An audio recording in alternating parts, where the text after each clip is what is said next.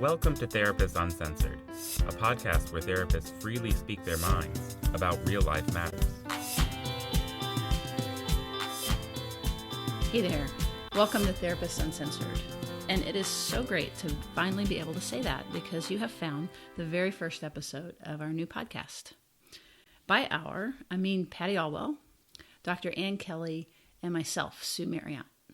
And the gist is going to be that we will be having conversations among ourselves. We're therapists from Austin, Texas, and with guests as well, where that we step out and we speak freely and candidly on life, love, sex, and, just topics that really matter to many of us. What makes this particularly interesting, we think, is that we are going to root these conversations in attachment and relational science. But we're going to have a lot of fun bringing you the need to know of how to improve your relationships with others, with people that you want to be close to, and also how to understand yourself more deeply and, sort of understand what makes you tick. So today's episode is going to be on couples communication.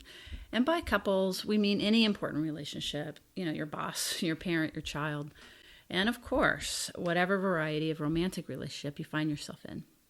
So sit back, take a listen, and let us know what you think. We would really love to hear from you. I love working with couples. It's one of the favorite things I do. I love being a psychologist, but I love working with couples.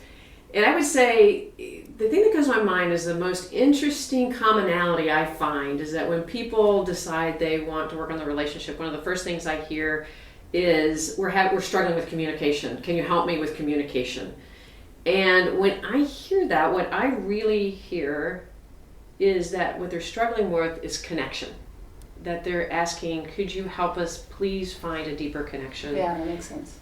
And it makes sense that one of the reasons they're saying is it's communication is because I think I really find there's these very common misperceptions that we maintain as humans, and especially in relationships, that really center on the idea with these misperceptions that if we can improve our communications, then things will be better. So I want us to talk about it because we've talked about it before, about what those misperceptions are and why I think that gets us kind of stuck in our relationships. Right. That particularly makes sense in that, when we don't quite know what's wrong, but we know something's a little bit off, that word is a good word to kind of... Right. And that regardless of the misperceptions, what it looks like is they're either fighting a lot or they're not talking. Right. So it has to do with community. That's the outward manifestation. Good point, Patty. It's an outward manifestation. We're either fighting too much, or particular topics always make us fight, or we're not talking and we're not communicating enough. Either way, it's a communication issue. Communication issue, exactly. And so, but the other thing I also find is it's and I've been there. It's often if you could just please change my partner. If I could come to you and I could tell you what's really hard, and you could change my partner, and he or she understands better what the problem is, and they can change, we're going to all feel much better. Right. And that's very human misperception of couples working. Okay, you're disappointing a whole lot of people right now. So, Ann, you can't fix people's partners? Now we need the sound effect that goes, nee, nee, nee. Well, so let's talk about the misperceptions. One I see is that, we'll be talking a lot about our bodies and our minds and how they relate in our relationships. And one of the misperceptions that we start with is that we're supposed to feel good. And that, when we fall in love and we have our partnership and we feel really, really good, and it feels so nice, and we feel so safe and so trusting, and we can tell our partner everything, and it's so nice. And so we believe we're supposed to feel good. So when something happens out in the world, namely our partner does something, and all of a sudden we don't feel good, we feel angry or hurt or whatever, we start to feel mistreated. We think, okay, something's wrong in the outside world because I'm feeling bad, and so the goal is to fix the outside world so that then I feel good. So one of the misperceptions is we're not supposed to have uncomfortable feelings. We're not supposed to suffer. We're not supposed to suffer. We're not supposed to feel things. Right. Well, and I think one of the things people don't realize is if you don't have the bandwidth to feel the bad, you don't have the bandwidth to feel the good. that you Yes. can't turn off half of your emotional life and expect the other part to be rich and whole. Exactly. That's a really good way that you're saying it, because, and so it's the idea that if we can understand that the bad is actually really, it can be a wealth of information. Your partner feeling bad or upset at you could actually be a wealth of information that's super important to listen to, rather than the goal being to obliterate the bad in me or the behavior in our partner. Mm-hmm. I think the second misperception that I think really kind of gets us stuck, and we've already touched on it a little bit, is that if I'm feeling bad, the goal is to tell the other person, you're doing this, please stop it. And so the misperception, I think, or the common mistake, I'll just call it a mistake, is that if I'm feeling bad, the goal is to change the outside world so that then I feel better. And we Right. kind of fall into Right, that. which kind of implies also that it's the outside world's fault, right? Yeah. If I'm feeling bad, you certainly must have done something to me to to make me feel this bad. You're not texting me enough. You're, neglecting me, or you're too needy, and you're making me feel crowded. It's all your fault. Well, it's really interesting because John Gottman, who's done a lot of research on couples, spends a lot of time talking about criticism. And criticism is putting the blame for whatever you're feeling in your partner, and then expecting your partner to be open and sympathetic and listen to how horrible they are. Exactly. And and why aren't you listening? But it usually doesn't work that way. It's kind of funny that way, isn't it? It's so true. Right, and actually, if you don't what I'm remembering about Gottman, which this is the fun part of having it as a discussion, is that he actually encourages, if I'm remembering right, criticism. No, complaining. Complaining. You're right. That's the complaining. anecdote. He wants you to complain. Yes. That's right. Because then you're giving a little bit of a live update of how you're doing and what's happening. Right. So But you're totally right. So I had confused you're them. basically saying, I feel bad. You're getting your emotional communication out to your partner, but you're not saying, and you're to blame for it. That's right. Yeah, no, totally get it. Well, that kind of leads into the kind of the mistake or the misperception that we're talking about in the last one, is that we really have the false, well, actually it's a false belief that understanding leads to change. And I think I see that as a real hiccup for couples, and how it can create a really chronic hairball, if you will. I've told you a million times that this is really upsetting to me, and yet you keep doing it. Mm-hmm. And because you keep doing it, people interpret that as they're not being heard, they're not being understood, or their partner doesn't care. And if understanding really leads to change just by the fact we hear the knowledge, sometimes it can, but many times we can't change the deepest part of our partner. It would be actually, truthfully, be a scary world. If every time I picked up a book and got a good insight, I became a different person, that would be a scary thing. And people can't change like that. They can hear, they can try, but we kind of are who we are. And if we believe understanding leads to change, then we can be perpetually frustrated and disappointed in our relationship. Yeah, I mean, this totally gets into some stuff that we're going to get into in later episodes about, that we can understand something on a cognitive level. Like, I can understand that when my tone of voice gets to a certain pitch, or my rate of speech goes quickly, that, you get frightened or something like that. I can understand that, but that doesn't mean that it's going to change my tone of voice, or that so much is operating outside and beneath that very conscious, concrete level of awareness. Absolutely. So, which moves us into things around the neurobiology part and the brain, and regulate and being able to respond to one another from a body-to-body stance. So it's much less about what we're saying to one another, which is exactly what you're saying, which is, I can tell you 1,000 times not to be late, for example. Don't be late, then I feel unloved, and I feel like you don't care, and this and that. And then it's not only the injury of you being late, but it's the injury of you not listening to me, and you not caring about me, because obviously if you cared, you would be on time. If you knew that it was important to me for you not to be late, right, and then you're still late, that obviously means you don't care about me. And I think it's so human and easy to make those assumptions. Exactly. And yet I think, and we do that, and in the beginning, of a relationship, we can say, oh, you don't want me to be late? Okay, no problem. And guess what? I won't be late in the beginning of the relationship. But as it goes on, those parts that are uniquely me that might contribute to those parts that are going to be frequently late, which is kind of a true issue for me. Let's just put it out there. The perfect one to throw out there. That's not why I picked it. But the truth is, those dynamics inside me that probably contribute to that are deeper, bigger part of me. So just the intellectual understanding, while I'm in my best behavior, I could probably modify that. But as I relax and become more of who I am, then those aspects of me that might be hard in a relationship are going to really come to fruition. And just the understanding is not necessarily going to lead to absolute change. Well, and this brings me back to John Gottman, who has done a lot of research on this. And one of the things he says is that almost 80% of the stuff that couples argue about is unresolvable. Right. It's their personality, it's their belief system. If I was raised Catholic and you were raised Jewish and we argue about how to raise the kids, someone is going to lose that argument, right? You're both not going to be happy. So it's how you resolve or how you deal with the unresolvable issues. So if it was as simple as we're going to agree on everything, well, then we just keep arguing, right? But that's not where it's going to go.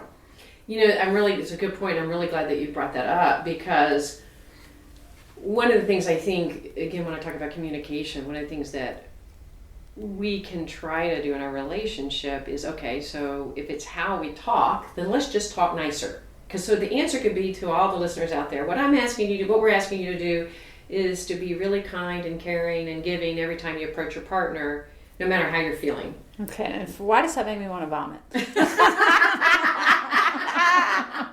didn't happen because there's no reality. Oh, okay, good. Okay. So we could come in and say, okay, let me tell you how to talk to your partner nicer and say, I really feel this. Oh, so active listening doesn't work? Is that what you're saying? No, I'm not saying that. Active listening, good. Except that the truth is it has to be authentic. I think it's a bunch of bunk.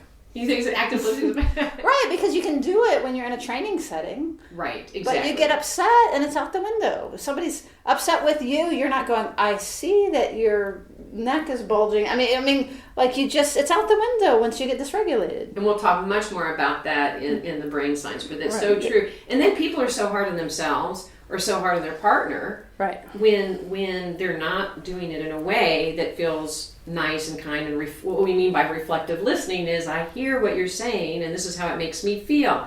And we would love to ideally do that. That sounds good. However, I do want to talk in this episode about how to help you get there in a more authentic way, because there is a way to do it. Right, but I also think that if what you're doing is slowly and carefully and kindly telling your partner what's wrong with them. Exactly. They are not going to be able to stay in a place where they can hear that, take it in. No. Because they're being criticized. And so they're going to get dysregulated. So I think one of the big issues that we're going to come back to over and over is emotional regulation. Right. How we lose it, how we get it back, and steps we can do to sort of regulate ourselves and our partners. That's a really good point. And what you're saying is even if I get the soft, reflective approach, what I really feel you're doing is being a jerk. I mean, if you're saying it really soft and sweet, that doesn't matter. Your partner then is going to get dysregulated, and then you can go, what do you mean? I was just telling you how I feel, right? Exactly. And I hear that, but I'm just telling you how I feel, and look how dysregulated. And I'm saying it nice, and you're on the ceiling. If your partner's on the ceiling, we've got to really look and understand why that is. And one of the things I think is really important is to help people understand the signs of moving towards dysregulation so they can stop, pause, before they're on the ceiling. Oh, absolutely. Because once they're on the ceiling, you got maybe an hour to recover biologically, to get your pulse rate down, to get your blood pressure down. Exactly. So if you're already on the ceiling, well, we've kind of missed that opportunity a little bit. That's a good point. And it's also, if we get on the ceiling, yes, we really miss the opportunity. So let's talk about one of the reasons, that's why we started with the misperceptions, because oftentimes it's those misperceptions that actually lead to us going to the ceiling. If we really believe, A, we shouldn't feel bad, then we feel bad. We're already angry and looking and feeling blaming. Number two, if we really think our feeling bad is because our partner's doing something and we're not being self-reflective, and then if we really think the source of feeling better is outside of ourselves, all three of those misperceptions actually make us feel really helpless. Yeah. And it gives our power to our partner, and our partner doesn't want that power. So I have a thought, which is that here's where reflective listening would come in, would be if we're listening more closely to ourselves. Exactly. Right? That if we're like, okay, I'm upset, I'm this, I'm that. Like if we're curious and open to ourselves, that then we might be able to actually do a real soft startup, and not just go through the motions of a soft startup, which are not going to work in a relationship. Exactly. I think I love how you're putting it that way. It being the reflective. And so one of the ways we'll put that in actuality, one of the things is, let's just go with the late part. If we really own our own emotional state instead of decide that it belongs to other people, then we feel ourselves getting irritated. We're sitting there waiting for our spouse and they're late. Right, because otherwise I'm not aware of my impatience. I'm only aware of your lateness. Yes, and exactly. So if I'm that's a much more comfortable state. I don't know. This is taking a turn for the worse. This is it's such a good point, because not only are we aware of our partner's lateness, people underestimate how much we like to be mad. When you're pissed at your partner, what do you feel? Instead of feeling We're not vulnerable. We're not sitting here having to wait. Now we feel self-righteous and a little bit superior. And isn't that a lot more? And what's the problem with that? So if you're there's a problem with that. Okay. It took me a minute. Let's stop and think about that. So if you're sitting there and you're irritable and you're late, if you go, what is it about this being late? Wait, maybe we need to break that down a little bit more. because seriously, people spend a lot of time in externalization. Yes. And self-righteousness. Tell me what externalization means. Like that the problem is in the world. I feel bad. Who caused it? What caused it? Right. Like you didn't call me back and you did this and I can't believe you called it blah, blah, blah, blah. Right? Like Patty. And I beg your pardon. Right, now you're defensive. So right. I've just thrown a hard ball at you instead of a softball, and now we're off to the races. But so why is that? I mean this. If we really think about it, I think there's there's some reason that we sit in that and that we're more comfortable in that. I was kind of joking, but I actually can kind of feel the familiarity and a comfort in. Well, what's wrong with being right? Righteous, right? What's wrong with being righteous? It's fine being the righteousness. When we get righteous and we approach our partner with righteousness, it rarely to never is gonna lead to an open-hearted listening. Oh, that's what we're here for, is closeness and communication. I'm getting it now. That's right. Openness, communication, and yes, what is the open-heartedness? Exactly. If we sit there in self-righteousness, we sit there in a superior state, and guess what? The worst case scenario is that we're wrong. Actually, the best case scenario is that we're wrong. The worst case scenario, if we're right, if our partner really is always late, right, and we mix that with self-righteousness, well, good luck with them being open and reflective, because they feel vulnerable and called out because we've gotten self-righteous. And through Brene Brown, most of us are very familiar with the idea of shame. Mm-hmm. So once we get self-righteous, we're going to trigger a sense of shame in our partner. And that shame in and of itself is going to close up shop. And so if we think we're right and then our partner's defensive, wow, now we have a lot of ammunition for feeling mistreated. So not only mistreated because you're late, we're mistreated because you won't acknowledge it, take responsibility, all those things. And I hear that a lot when people are trying to work out, quote, communication. Right. And once you shame someone, shame is a de-resourcing emotion. Absolutely. It's an emotion that when your partner's feeling it, they really can't connect with you. They can't be rational about what's going on. It really takes them away from you. So it's not your responsibility how they feel. but you certainly don't want to contribute to moving them into shame. No, the responsibility, actually, if we really own the responsibility of how we feel, then that's the key. So I'm not going to pretend to go, okay, I am going to tell you how I feel about you being late, but inside I'm self-righteous. I don't care how you say it. We're animals. Your partner's going to pick up that self-righteousness. Totally. And I was joking about the construction of the self-righteousness and the comfort about that. But really, there's a deeper point here about that this is an organized system. Mm-hmm. And you all were spelling out how it becomes then an organized system dyadic between two people, yes. Because just how you described it, I don't have to repeat it. But then now I have an organized system where that I don't have to worry about you getting too close. I sort of want you close, but not that close. And that's something we can get into later. But now I have recreated a system where that I'm actually not that close. So even though I was kind of kidding about it earlier, right. There's a important point about then that can be a sustaining system that is a very painful system in a couple. Absolutely. And we do develop systems in couples that are really repetitive. Right. And I really like your point that you have said about getting back to owning our feelings and taking responsibility for, the opposite of externalizing, right? It would be sort of owning our part, and that if I'm feeling impatient about someone being late, just noticing what's the hurt, how's it particularly going to be better when they get here? Or whatever, my part, even if sometimes what I tell people is even if your part is 2%, let's just say they're 98% wrong, and find your 2% and go with that, because that's going to get us further than just looking at their 98%. And obviously I'm using those numbers to get buy-in, but surely there's at least 2% that we can find that is our part, and then we can grow that, and it's actually probably not 2%, right? It's actually there's more to it than that. Right, and part of it could not even be that behavior that's happening right then. I mean, if your partner is always late every single time, it's going to be really hard to look at the 2% that's our fault.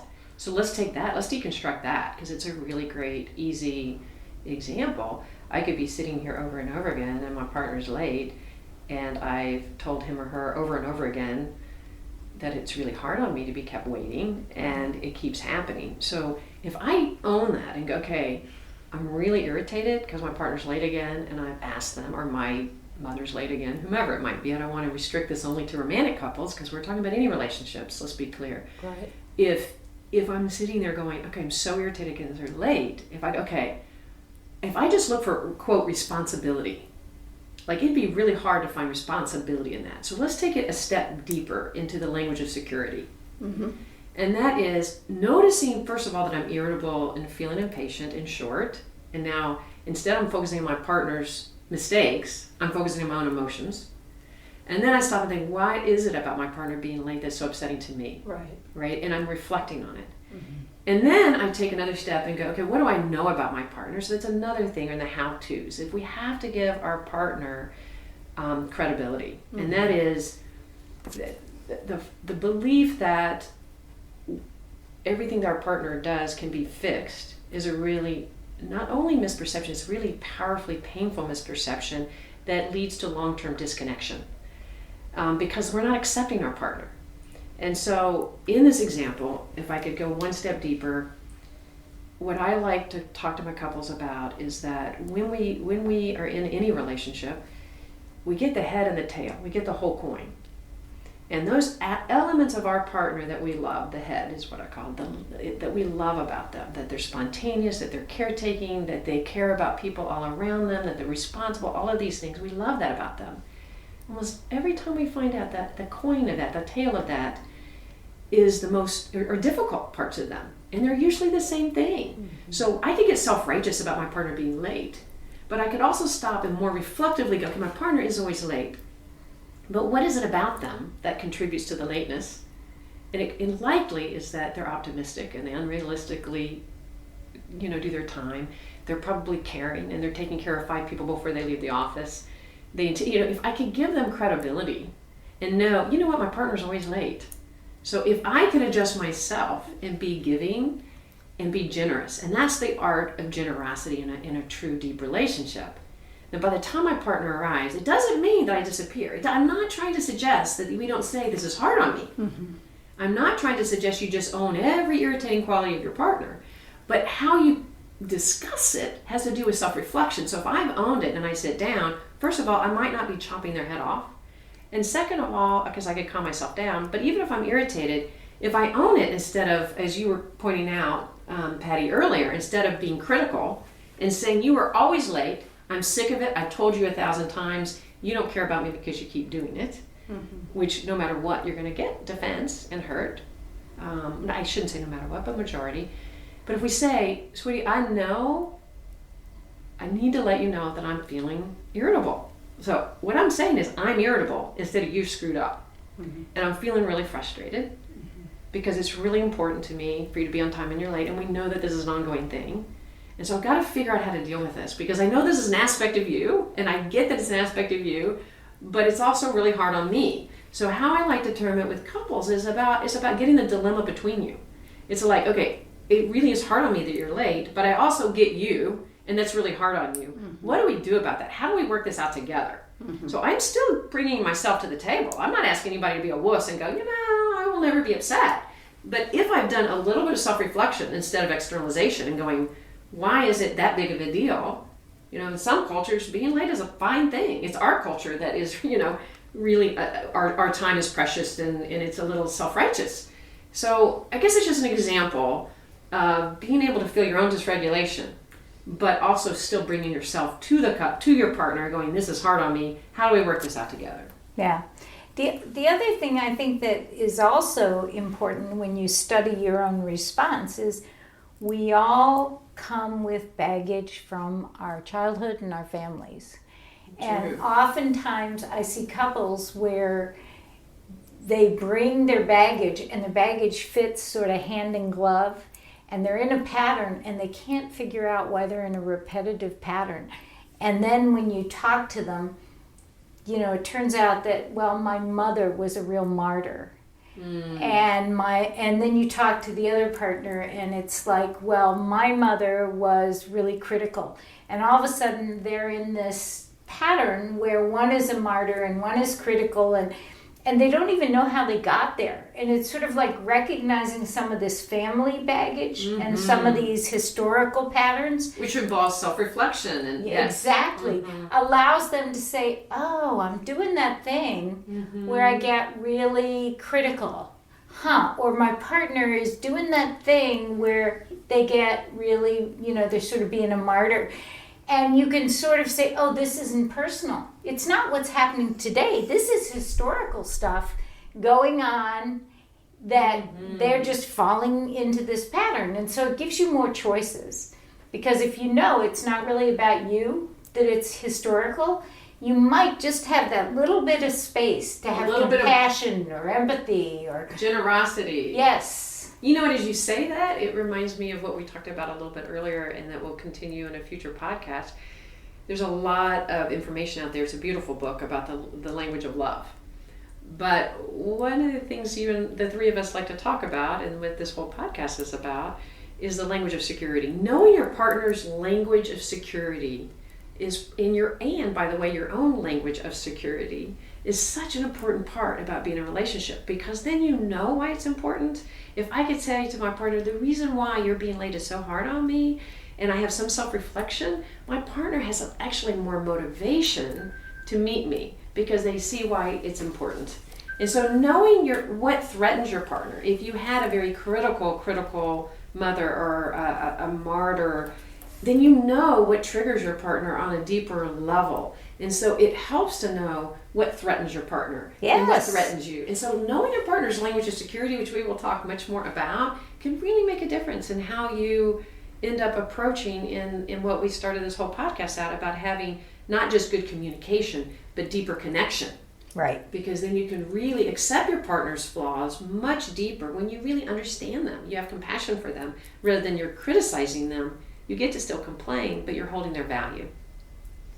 That's beautiful. I love the heads and tails, and sort of wrapping back around to the language of security and the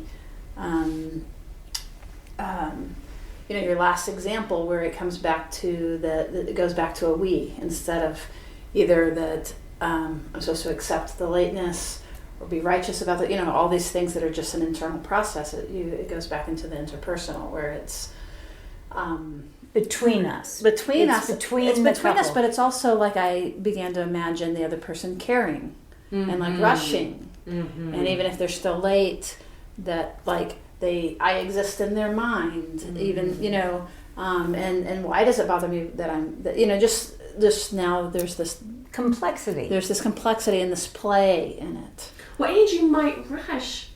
You might rush for your partner not because you don't want to be criticized. No, that's what I'm saying. No, right. Because you're being held in mind. All of a sudden, your partner's rushing for you feels generous. Absolutely. Instead of trying to get it right. So often people say, I want to feel control of my partners. It's like, no, now that I know this really hard on you, I'm rushing for you and it feels good. Yep. Because I know you and I love you, and it's not now that I have to be an on-time person. It's I'm being on time because I know it's really hard on you, and now I get to feel good about being on time. That's right. Right. That we're allowing mutual influence. Yes. I also love that you brought up control, because I think a lot of times when someone has a personality trait or a repetitive pattern, their partner feels like if I comply with what they want, I'm being controlled. Yes.